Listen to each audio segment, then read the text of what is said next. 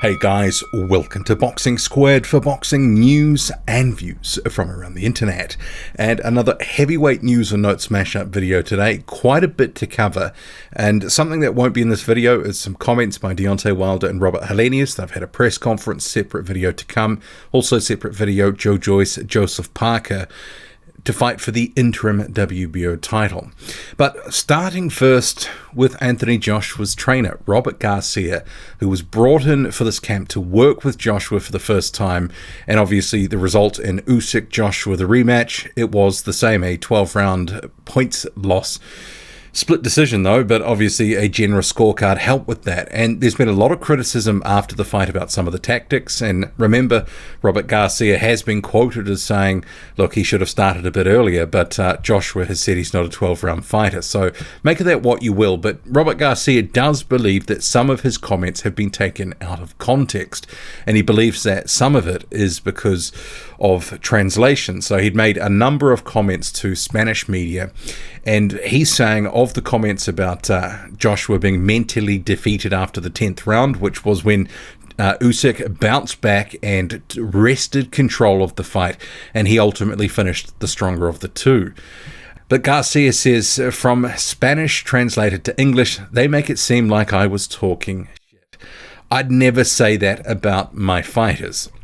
But I guess the thing is, he did say that there was a momentum shift, and obviously, whatever the translation, that he did mention that mentally the control of the fight had been wrested away from Joshua. So make of that what you will. Perhaps Robert Garcia is also thinking, given some of the publicity that these comments about mentally defeated, and some people have called it mentally weak, that perhaps his job with the Joshua camp is actually under threat. And he wasn't the head trainer. It was some weird situation where it was a 1A, 1B situation with Angel Fernandez. So I'd like to see what's going to happen with the camp, because that doesn't seem like that's a tenable strategy with two main voices going forward. But in terms of some other comments that he's made, he's talked about Joshua coming back and saying, yeah, he can come back. Hell yeah. He's going to come back with or without me. He's going to come back, and he's going to come back stronger. And if there is a next camp, a next fight with Garcia in the corner, he's saying that Joshua needs to come to the United States. He says, I told Anthony and all his team that for me, the best way is to keep working together as Anthony comes to train in my gym in California 8 weeks before a fight. From 6 to 8 weeks, that's all I need for a good camp. I told Anthony, I need you to be around more fighters, more champions. I want you to have more fighters for competition, even though they are from the same gym. But you have to compete. You have to want to be better than them, and they will want to be better than you. It will work for all of you. And he believes that competition is missing from Joshua's camps.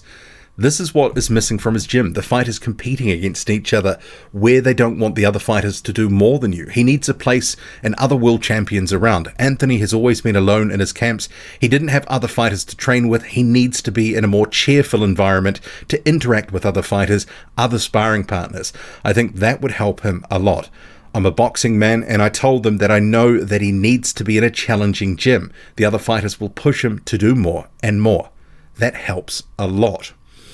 An interesting point, because obviously Joshua has been sort of set up, and often for most of his career, in his bubble. At one point at the Team GB setup with Robert McCracken, more recently with Angel Fernandez and Robert Garcia. They were at Loughborough University, and very bespoke sort of camps. So Garcia is suggesting there needs to be a change of pace. And given Joshua's got to a certain point in his career, but he's come up short against Oleksandr Usyk, I guess you need to be looking at and striving for what is that next thing, or different methods that could help improve Joshua, if in fact he can be improved.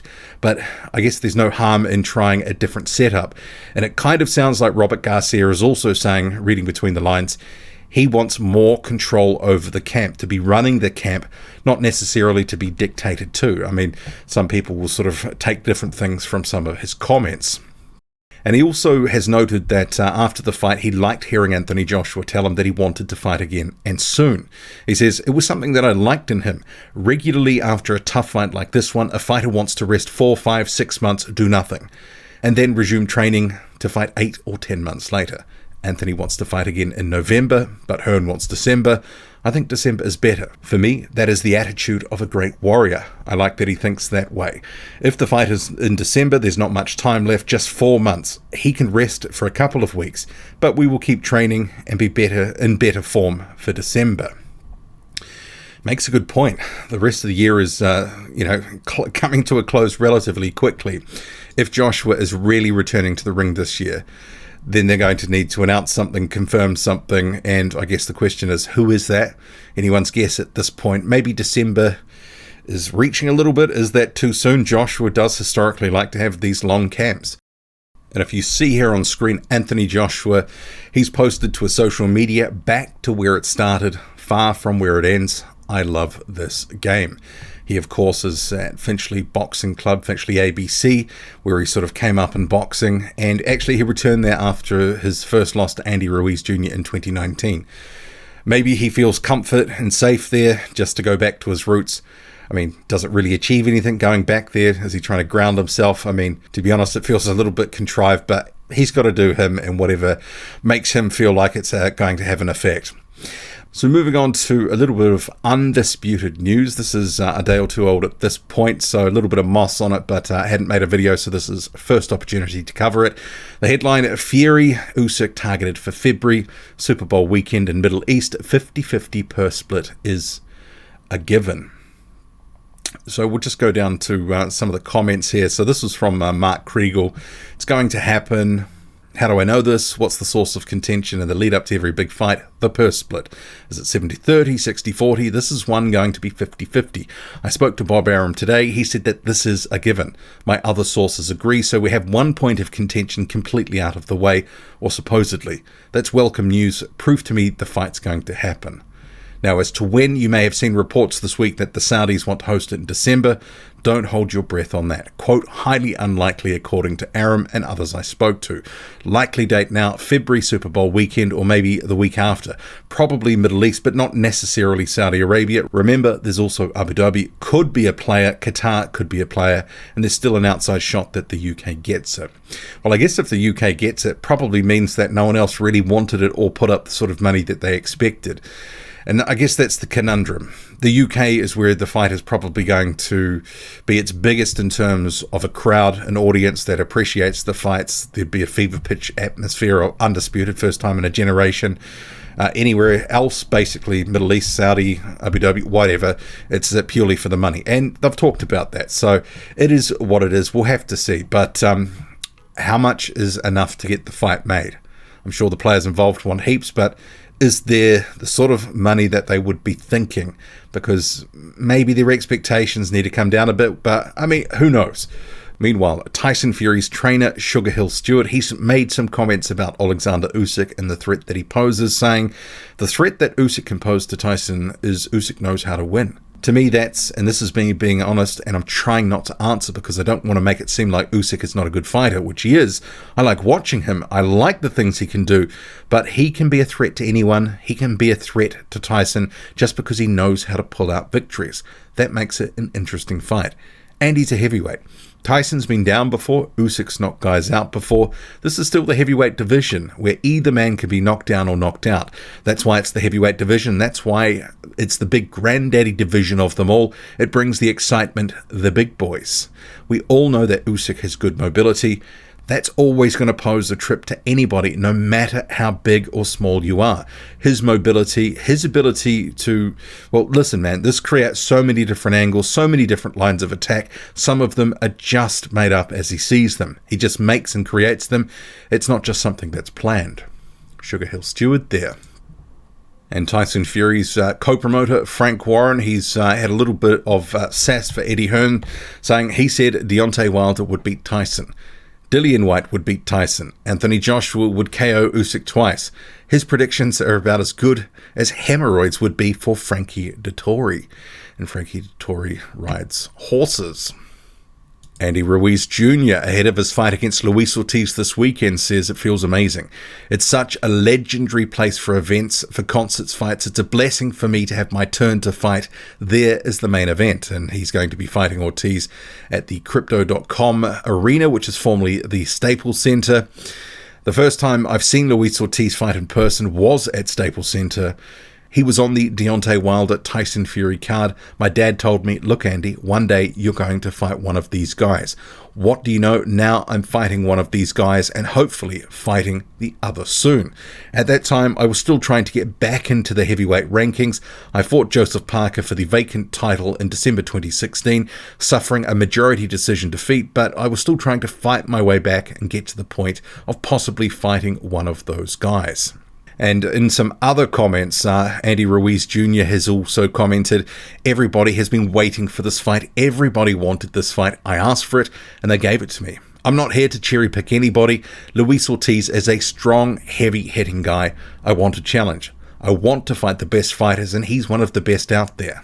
Styles make fights, and for me, this is one of the hardest fights of my career because this is my first time fighting a lefty. There's a lot of adjustments to make, but I'm here to take risks. I'm here to prove to the people and prove to myself that I am here to stay. Luis Ortiz, meanwhile, he's hoping to get closer to a title shot by beating Andy Ruiz.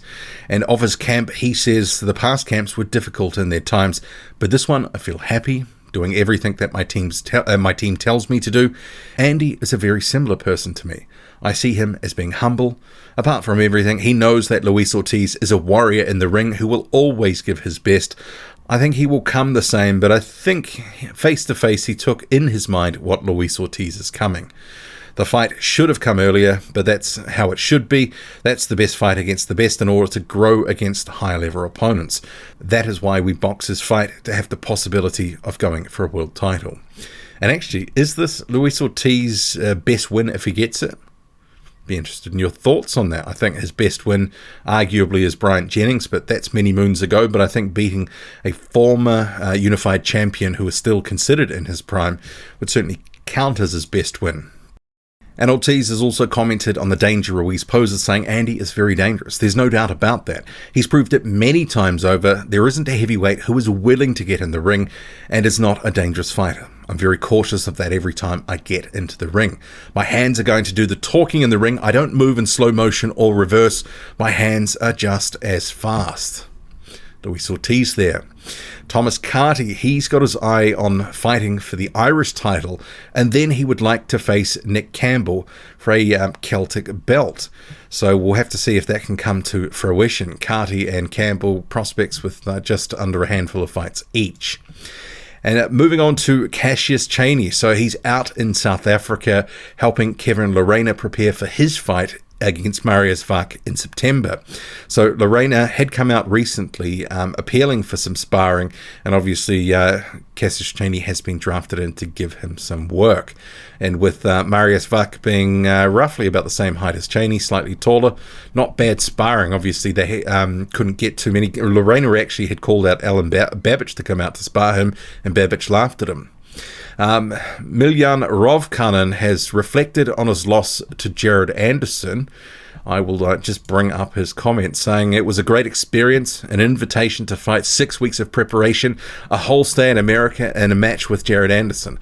I am grateful for the opportunity given to me, and I'm sure that this is the new beginning for me. I'm going back to training with full force and then to America in a big way. This is just the beginning. In reality, this is probably the beginning of the end rather than a beginning going his way. But I would also note and see here on screen, sometimes when you lose, you actually win. Rovcanin looks pretty happy here after his loss, and he certainly has reason to be a happy man. Like I say, sometimes when you lose, you still win. What do you make of it all? Drop a comment loud and often. Hit like, hit subscribe, follow me on Twitter. Boxing_squared. I'm out.